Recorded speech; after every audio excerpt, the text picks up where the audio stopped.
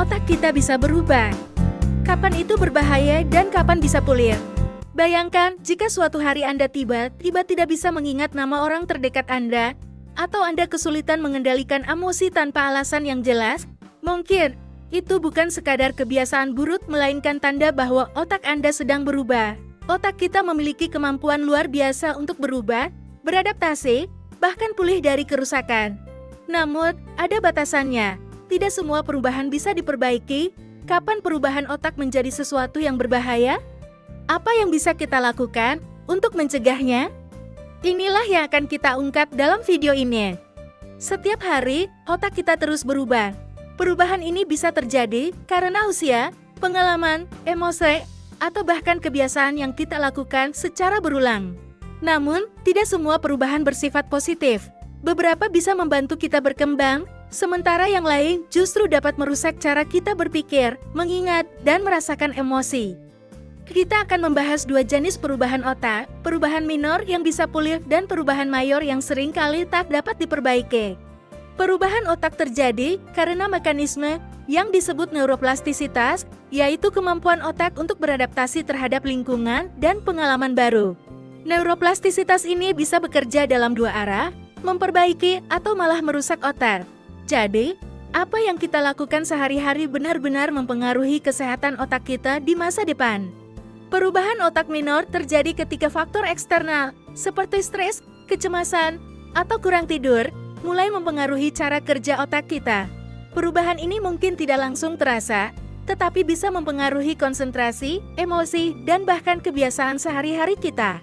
Namun, kabar baiknya adalah perubahan ini masih bersifat reversibel. Artinya, dengan intervensi yang tepat, seperti terapi, latihan mental, atau perubahan gaya hidup, otak bisa kembali ke kondisi normal. Mari kita lihat contoh nyata perubahan otak minor yang sering terjadi. Gangguan kecemasan adalah salah satu contoh perubahan otak minor yang paling umum. Pada penderita kecemasan, amigdala bagian otak yang bertanggung jawab atas respons ketakutan menjadi terlalu aktif. Sementara itu, korteks prefrontal, bagian otak yang mengontrol logika dan keputusan, menjadi kurang aktif. Inilah mengapa seseorang dengan gangguan kecemasan cenderung sulit mengendalikan pikiran negatif, merasa waspada berlebihan, dan sering mengalami serangan panik. Namun, dengan terapi perilaku, meditasi, dan latihan kognitif, otak bisa kembali seimbang. Solusi: terapi kognitif perilaku CBT untuk melatih otak mengendalikan pikiran cemas. Latihan relaksasi seperti meditasi dan teknik pernapasan untuk menenangkan amigdala. Olahraga teratur untuk meningkatkan neurotransmitter positif di otak. Kurang tidur bukan sekadar membuat tubuh lelah. Ini juga bisa mengganggu fungsi otak secara langsung. Studi menunjukkan bahwa orang yang tidur kurang dari 6 jam per malam mengalami penurunan aktivitas di korteks prefrontal, bagian otak yang berperan dalam pengambilan keputusan dan pemecahan masalah. Selain itu, kurang tidur juga menyebabkan penumpukan plak beta amiloid di otak, yang meningkatkan risiko Alzheimer. Untungnya, efek negatif ini bisa dipulihkan dengan tidur yang cukup secara konsisten. Solusi: tidur minimal 7-9 jam setiap malam untuk menjaga kesehatan otak. Hindari layar gadget sebelum tidur agar produksi melatonin tidak terganggu. Ciptakan rutinitas tidur yang konsisten dengan tidur dan bangun pada jam yang sama setiap hari. Zat seperti nikotin, alkohol, dan narkoba bisa mengubah sistem reward di otak kita. Awalnya, zat ini memberikan sensasi menyenangkan karena memicu pelepasan dopamin dalam jumlah besar.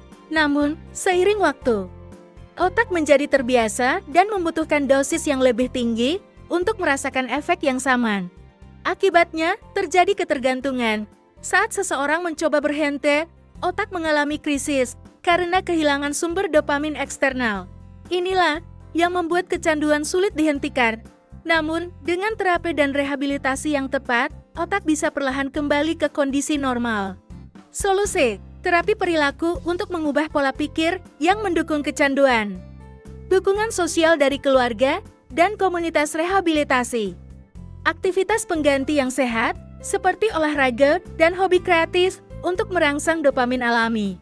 Tidak semua perubahan otak bisa pulih. Ketika kerusakan sudah mencapai tahap mayor, dampaknya menjadi permanen. Penderita Alzheimer, skizofrenia, dan stroke mengalami kehilangan sel otak yang signifikan, sehingga fungsi kognitif mereka tidak bisa kembali seperti semula. Perubahan otak mayor bisa menyebabkan gangguan berpikir, kehilangan memori, dan kesulitan dalam menjalani aktivitas sehari-hari. Inilah mengapa penting untuk mendeteksi dan mencegah perubahan ini sebelum terlambat. Pada skizofrenia, terjadi penyusutan luas di korteks prefrontal dan hipocampus. Akibatnya, penderita mengalami delusi, halusinasi, dan gangguan berpikir yang parah.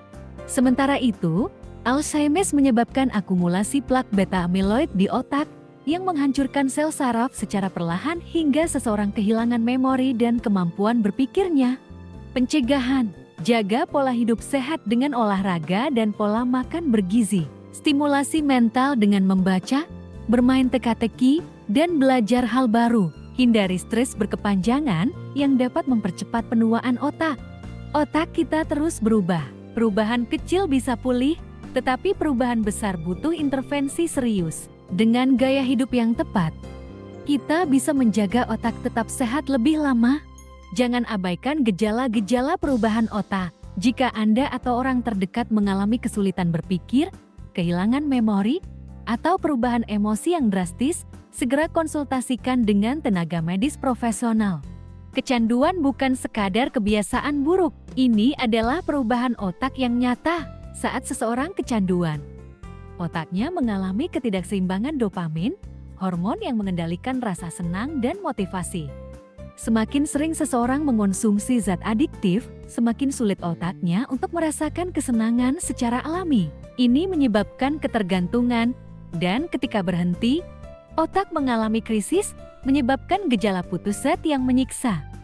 Tips mencegah kerusakan otak akibat kecanduan. Ganti kebiasaan buruk dengan aktivitas sehat, seperti berolahraga atau hobi yang merangsang dopamin alami. Batasi konsumsi zat adiktif seperti alkohol, nikotin, dan kafein dalam jumlah berlebihan.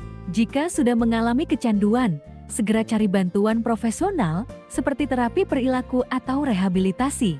Tidur bukan sekadar istirahat untuk tubuh, ini adalah waktu yang sangat penting bagi otak untuk memproses informasi, memperbaiki sel, dan membuang racun yang menumpuk sepanjang hari. Kurang tidur dalam jangka panjang bisa menyebabkan gangguan kognitif, memperburuk daya ingat, dan meningkatkan risiko penyakit neurodegeneratif seperti Alzheimer. Tips mencegah kerusakan otak akibat kurang tidur. Tidur minimal 7-9 jam setiap malam untuk menjaga kesehatan otak. Hindari layar gadget sebelum tidur, karena cahaya biru bisa mengganggu produksi melatonin, hormon tidur. Buat rutinitas tidur yang konsisten, seperti tidur dan bangun pada jam yang sama setiap hari.